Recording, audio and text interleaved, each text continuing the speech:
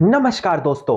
मैं दीपक शर्मा अंग्रेज आपका स्वागत करता हूं द लीगल चैम्बर में। अब दोस्तों, आज की इस वीडियो के अंदर हम पार्टीशन सूट यानी कि जब कभी भी एक परिवार की संपत्ति में बंटवारा होता है तो आम व्यक्ति यह सोचता है कि हमारा भी इसमें हिस्सा बनता है।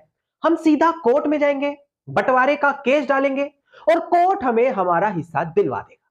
देखिए दोस्तों, आप कहीं ना कहीं अपनी जगह बिल्कुल ठीक सोचते हैं क्योंकि आप एक लेमैन है, यानी कि वह व्यक्ति जो कानून की ज्यादा जानकारी नहीं रखता। पर जब आप कोर्ट कचहरी में आते हैं, अपना बंटवारे का दावा कोर्ट में डालते हैं, तब आपको पता लगता है कि कानून तो आखिरकार कुछ और बोलता है। कानून की किताबें तो कुछ और कह रही हैं। ऐसी स्थिति में आपको उस चीजों के बारे में जानकारी होती नहीं और बाद में आप लोग कोर्ट को ब्लेम देने लगते हैं। अब आज की स्थिति में और आज की इस वीडियो में मैं आपको ऑनरेबल सुप्रीम कोर्ट और ऑनरेबल हाई कोर्ट की कुछ काफी बड़ी जजमेंट बताने वाला हूं। और यह वीडियो हर उस व्यक्ति को देखना अनिवार्य है जो पारिवारिक संपत्ति में बंटवारा करना चाह रहा है। और अगर उसने इन एक भी पॉइंट को यहां पर नजरअंदाज किया तो कोर्ट में जाकर वो कोर्ट केस कर तो देगा, पर इसकी कोई गारंटी नहीं कि उसके हक में उसका हिस्सा आ ही जाएगा अगर वो वीडियो में बताए गए किसी भी एक पॉइंट के अंदर फॉल कर जाता है। तो यह मान के चले कि अगर आपको भी अपनी संपत्ति पर बंटवारा चाहिए तो आज की वीडियो आप लोगों को देखना अनिवार्य है।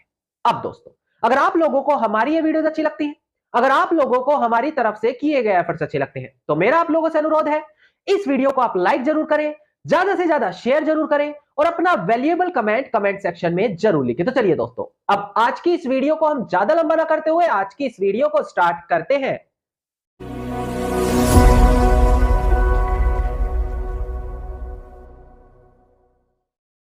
अब दोस्तों, सबसे पहले वीडियो की स्टार्टिंग में ही मैं आपको क्लियर कर दूं कि आखिरकार बंटवारा कितने तरीके से हो सकता है और हर एक जगह पर जो आज की मैं सिचुएशन या जजमेंट बताऊंगा वहां पर लागू होगी। देखिए, बंटवारे दो तरीके से मुख्यतः किए जाते हैं।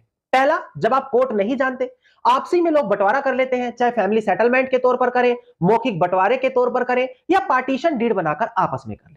दूसरा तरीका होता है जब परिवार में लड़ाई झगड़ा मतभेद इतना बढ़ गया कि कोई भी आपस में बैठकर राजी नहीं है, एक दूसरे से बोलकर राजी नहीं है, तब उनको कोर्ट का दरवाजा जाकर खटखटाना पड़ता है, जहां पर हम बोलते हैं कि कोर्ट में पार्टीशन सूट डाला गया है, यानी कि संपत्ति पर बंटवारे की मांग करने के लिए कोर्ट में यह दावा डाला गया है। नौ, आज हम मुख्यतः बात करने वाले हैं कोर्ट में पार्टीशन सूट के बारे में। और अगर आप फिर भी कोर्ट नहीं जा रहे तो कुछ चीजें ऐसी हैं, वहां भी आपको ध्यान देनी अनिवार्य है। अब ध्यान दीजिए, एक एक करके मैं हर एक जजमेंट आपको क्लियर करूंगा। सबसे पहले डिस्प्ले पर ध्यान दें, एक 2024 की काफी बड़ी जजमेंट आई है, एस के गुलाम लाल चंद्र जो प्रेजेंट केस में अपीलियंट है वर्सेस नंदूलाल शाह जो यहां पर रिस्पोंडेंट है। इसका सिविल अपील नंबर ध्यान दें 4177 ऑफ 2024 और डेट ऑफ जजमेंट है हमारी 10 सितंबर साल 2024। अब कई बार देखा जाता है लोग आपसी में बंटवारा कर लेते हैं। कैसे भाई? मौखिक रूप से बंटवारा कर लिया, कोई कागजी तौर पर नहीं किया या फैमिली सेटलमेंट कर लिया पर उसको रजिस्टर्ड नहीं कराया। अब ऐसे केस में उन लोगों ने कोई भी लीगल तरीका ऐसा नहीं अपनाया जो उनका किया गया बंटवारा वैलिड मान ले। अब वो लोग क्या करते हैं, कई बार बिना बंटवारे के अपना हिस्सा बेच देते हैं या फिर जितना उनका हिस्सा बनता है उससे ज्यादा बेच देते हैं। या कई बार तो ऐसा भी देखने को मिलता है कि पूरी की पूरी संपत्ति बेच दी, कोई बंटवारा नहीं किया, कोई कुछ नहीं किया। अब ऐसी स्थिति में एक व्यक्ति बोलता है सर मेरी बहनों ने तो हक त्याग कर दिया। हम कहते हैं कागज बनवाया? बोला नहीं सर नहीं बनवाया।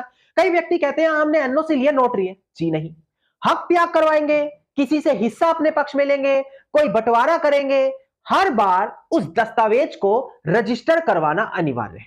क्योंकि सेक्शन 17 रजिस्ट्रेशन एक्ट 1908 कहता है कोई भी ऐसा दस्तावेज बनाया जा रहा है जहां पर किसी का राइट क्रिएट हो रहा है तो उसको रजिस्टर करवाना अनिवार्य हो जाता है।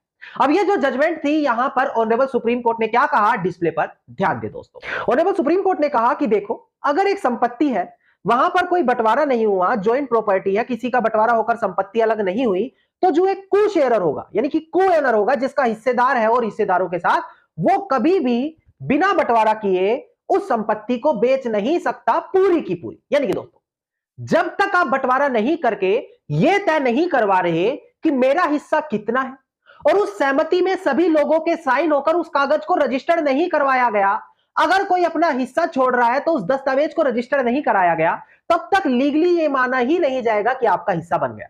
और ऐसे केस में आप जाकर अगर प्रॉपर्टी बेचोगे, ये कहोगे मेरी है, तो प्रेजेंट जजमेंट में बोला गया आपको अधिकार नहीं है, आप वहां पर उस हिस्से को बेच ही नहीं सकते।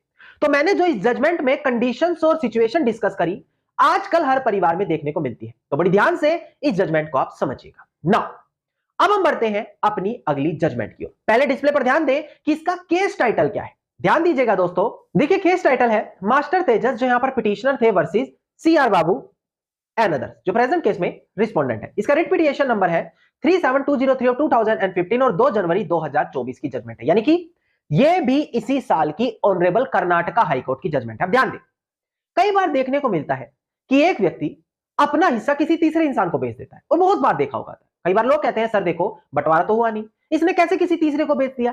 कई बार कहते हैं इन्होंने तो धोखे से किसी तीसरे को बेच दिया। कई बार कहते हैं कोर्ट में केस चल रहा था, किसी तीसरे इंसान को बेच दिया।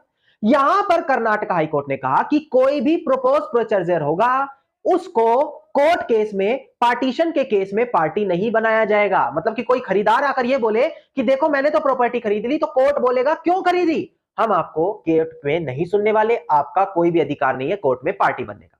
अब एक बार डिस्प्ले पर ध्यान दीजिएगा दोस्तों कि यहां पर कर्नाटक हाईकोर्ट ने क्लियर कर दिया है साहब कि एक जॉइंट फैमिली प्रॉपर्टी में जो प्रपोज परचेजर है, उसको अलाउड नहीं किया जाएगा कि पार्टीशन सूट के अंदर वो खुद को पार्टी बनाकर जोड़ सके और अलग से बंटवारे और कब्जे की मांग कर सके। तो यहां पर ध्यान दीजिए, हर एक व्यक्ति के लिए अनिवार्य है, अगर आप कोई प्रॉपर्टी खरीदने जा रहे हैं तो पहले ध्यान दे दीजिएगा कहीं वहां पर कोई कोर्ट केस तो नहीं चल रहा।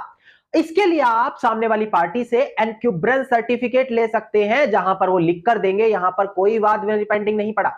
ऐसे केस में आप अपने आप को सुरक्षित कर सकते हैं। दोस्तों काफी महत्वपूर्ण जजमेंट है, आप लोगों के लिए जागरूकता का काम करेगी। अगली जजमेंट पर आगे बढ़े दोस्तों, ध्यान दीजिएगा, केस टाइटल है इसका P Rama Prasad versus Thangaraj and others. ध्यान दीजिएगा, इसका सिविल रिविजन पिटिशन नंबर है हमारा 70 ऑफ 2022 और इस ऑर्डर की डेट थी 24 अगस्त साल 2023। नाउ एक बार क्या हुआ, लोगों ने बंटवारे की मांग की और कोर्ट में चले गए पार्टीशन सूट डालने और अपने पक्ष में बंटवारा भी ले लिया। बहुत अच्छी बात है भाई, जब जिसका हिस्सा बनता है कोर्ट तो देगा ही देगा। अब वहां पर क्या गलती हो गई, बंटवारा लेने के बाद, अपने पक्ष में हिस्सा लेने के बाद, डिक्री अपने पक्ष में आने के बाद भी उन लोगों ने डिक्री को एग्जीक्यूट नहीं कराया। मतलब कि जो डिक्री, जो कोर्ट का आदेश उनके पक्ष में आया, उस आदेश को फिजिकली तरीके से इंप्लीमेंट नहीं किया। मतलब असल में जमीन पर बंटवारा हुआ ही नहीं, और ऐसा कैसे वो चलते रहे। अब यहां पर उसके बाद करीबन 80-90 सालों बाद उनके बच्चे पोते उठकर कोर्ट में केस डाल रहे हैं कि देखो भाई बंटवारा करके दो हमें, जब दूसरी पार्टी ने कहा कि अब तो ये बंटवारा मांगने के अधिकार ही नहीं है। क्यों?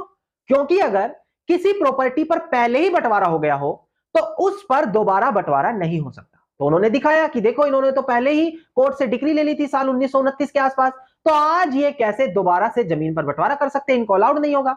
और जो डिक्री को एग्जीक्यूट कराने की समय सीमा थी 3 सालों की, वो भी इनकी निकल गई। तो यहां पर कर्नाटका हाईकोर्ट ने उनको राहत देने से मना कर दिया। तो अब आप ध्यान दीजिएगा दोस्तों, अगर आपके केस में कोई बंटवारा हो चुका है, आपके पक्ष में कोर्ट से डिक्री आ चुकी है, तो अब आपको डिक्री को एग्जीक्यूट कराना है, दोबारा नया केस नहीं डालना। और अगर किसी प्रॉपर्टी पर पहले कोई बंटवारा हो गया, चाहे लिखित तौर पर, मौखिक रूप पर, तो उसको भी दोबारा से बंटवारा नहीं किया जा सकता। ये रूल है। बस आपको क्या करना है, अपना डिक्लेरेशन में जाकर उस बंटवारे को साबित करना है, चाहे मौखिक बंटवारा हो चाहे लिखित बंटवारा हो। ये यहां पर इस रेलिवेंट जजमेंट में कहा गया। अब हम बढ़ते हैं अपनी अगली जजमेंट की ओर। एक बार डिस्प्ले पर ध्यान दें आप, केस टाइटल है हमारा Prashant Kumar Sahu and others versus Charulata Sahu and others. ध्यान दें, 29 मार्च 2023 की जजमेंट है। अब ध्यान दें, ये आजकल बहुत से केसेस में देखने को मिलता है।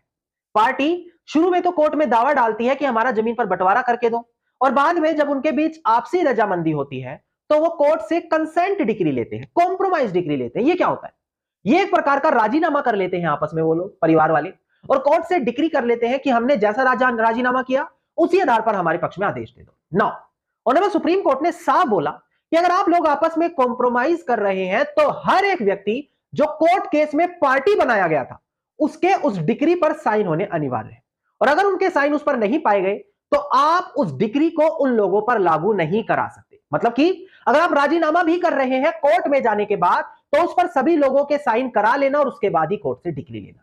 ये यहां पर साफ तरीके से बोला गया है। नाउ अब एक बार और ध्यान दें, कई बार यह भी देखने को मिलता है, ये हमारी अगली जजमेंट है, जब यहां पर आपके माता पिता, आपके दादा दादी परिवार में अपना हिस्सा छोड़ देते हैं। बंटवारा हुआ, उन्होंने कहा मुझे नहीं चाहिए, मैं अपने भाई को दे रही हूं, मैं अपनी बहन को दे रहा हूं। पर क्या उसके बाद उनके बच्चे हक रखते हैं? क्या उनके पोते हक रख सकते हैं? यह चीज यहां पर इस जजमेंट में बताई गई। एक बार डिस्प्ले पर ध्यान दें आप। इसका केस टाइटल है दोस्तों चंद्रकांत नारायण साल्वी, जो यहां पर अपीलियंट है, वर्सेस चंद्रकांत कृष्णा कुंभार, जो यहां पर रिस्पोंडेंट है। ध्यान दीजिएगा, इसका सेकंड अपील नंबर है 549 ऑफ 2018 और डेट ऑफ जजमेंट है हमारी 26 अगस्त साल 2022। ध्यान दें यहां पर क्या बोला गया, एक बार डिस्प्ले पर ध्यान दीजिए। देखिएगा दोस्तों, यहां पर ऑनरेबल बॉम्बे हाई कोर्ट ने कहा कि देखो भाई, जो ट्रायल कोर्ट ने डिसमिस की है पार्टीशन सूट को, बिल्कुल सही किया। क्योंकि यहां पर जब ऑलरेडी उनकी मदर प्रॉपर्टी में अपने हिस्से का मांग कर चुकी थी, जिसको कोर्ट ने मना कर दिया कि उनका हिस्सा इतना नहीं बनता, तो उसके बाद उनके बच्चों को भी हक नहीं बनता कि वो उसी चीज में आकर दोबारा से बंटवारे की मांग करें। वो रेस जुडिकाटा माना जाता है। जब कोर्ट किसी निर्णय में, किसी फैसले में अपना निर्णय पहले दे चुकी है, तो बाद में उनके बच्चे पोते कोई भी दोबारा से नहीं मांग कर सकते वही चीज को कोर्ट के सामने जाकर। तो यहां पर ध्यान दीजिए, अगर कोर्ट में कोई ऑलरेडी केस हो गया है तो दोबारा से डालने की गलती मत करना। और अगर बंटवारा हो गया है तो उसके लिए भी आप दोबारा से बंटवारे की मांग नहीं मांग सकते। हाँ, ये कह सकते बंटवारा गलत तरीके से हुआ है, झूठा बंटवारा है, हमारे साइन फर्जी है, वो फिर भी लीगल है। पर उस बंटवारा होने के बाद दोबारा से नया बंटवारा उसी जमीन पर आप नहीं करा सकते। नौ, आज हमने इस वीडियो में काफी रिलेटेड जजमेंट, इंपॉर्टेंट जजमेंट आपके साथ डिस्कस करी, जो मैं आपको यकीन दिलाता हूं एक आम नागरिक को यह बात पता होगी ही नहीं। फिर भी अगर आप पारिवारिक संपत्ति में बंटवारा करना चाह रहे हैं तो कोर्ट भी अनेकों ऐसी चीजें हैं, अनेकों ऐसे कानून हैं जो आप तक आज तक नहीं पहुंचाएंगे। अगर आप चाहते हो उनके बारे में भी मैं आपको बताऊं तो मुझे कमेंट सेक्शन में लिखिएगा, इस वीडियो का पार्ट 2 मैं आप लोगों के लिए लेकर आ जाऊंगा। इसके अलावा अगर आपको हमारा आज की वीडियो अच्छी लगी तो वीडियो को आप लाइक, शेयर और कमेंट जरूर कीजिएगा। और अगर आप इसी प्रकार की इंफॉर्मेटिव वीडियोस रोजाना पाना चाह रहे हैं तो चैनल को तुरंत सब्सक्राइब करके नोटिफिकेशन बेल आइकन आप जरूर दबा दें।